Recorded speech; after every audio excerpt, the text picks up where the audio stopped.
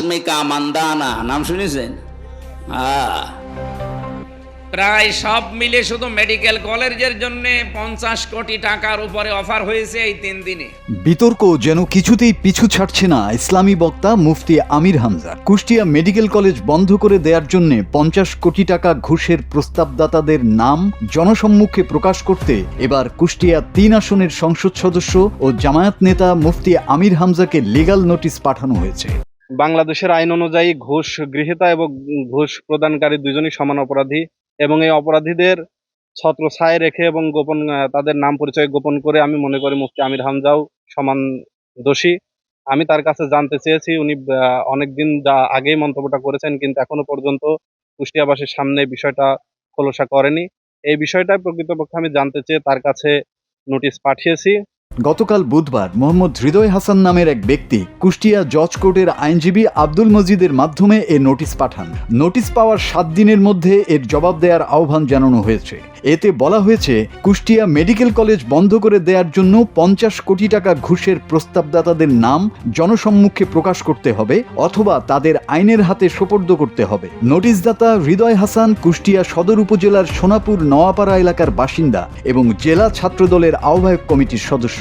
আমি জানতে চাই মুফতি আমির হামজার কাছে কারা তাকে এই 50 কোটি টাকা দিতে চেয়েছে এবং তারা কারা, এর পিছনে কারা কারা জড়িত এবং কেন মেডিকেল কলেজ এখনো খোলা হয়নি।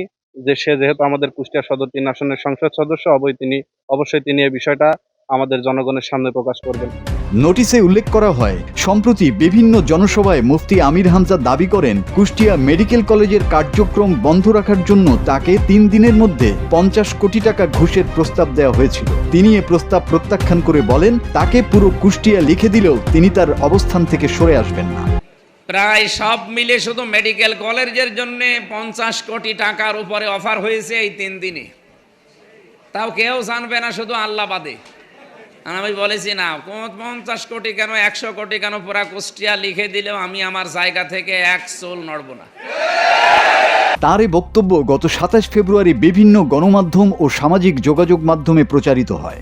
নোটিশে আরও বলা হয়, গণমাধ্যম ও সামাজিক যোগাযোগ মাধ্যমে বিভিন্ন সময়ে ছবিসহ আপনার বক্তব্যের অংশ ফলাও করে প্রকাশিত হয়েছে। এখন প্রশ্ন হলো, শরিয়া আইন ও রাষ্ট্রীয় আইনে ঘুষদাতা ও ঘুষ গ্রহীতা উভয়ই সমান অপরাধী। আপনাকে যারা ঘুষ প্রদান করতে চেয়েছেন তাদের নাম প্রকাশ না করে আপনি শুধু ভালো মানুষ সাজার জন্য 50 কোটি টাকা ঘুষ গ্রহণ করেননি বলে প্রচার করেছেন।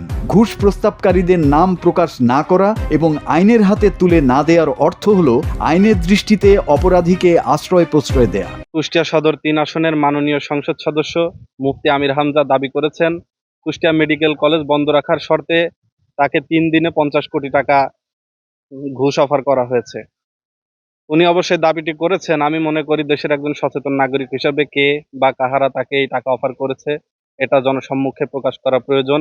উল্লেখ্য, কয়েকদিন আগে বিদ্যুৎ, জ্বালানি ও খনিজ সম্পদ মন্ত্রী ইকবাল হাসান মাহমুদ টুকুকে নাস্তিক বলে বিতর্কের জন্ম দেন আমির হামজা। এই অভিযোগে গত 30 মার্চ তার বিরুদ্ধে 100 কোটি টাকার মানহানির মামলাও করা হয়েছে। 50 কোটি টাকার মানহানি মামলা, আমার এই থানা বিক্রি করলে এত টাকা হবে?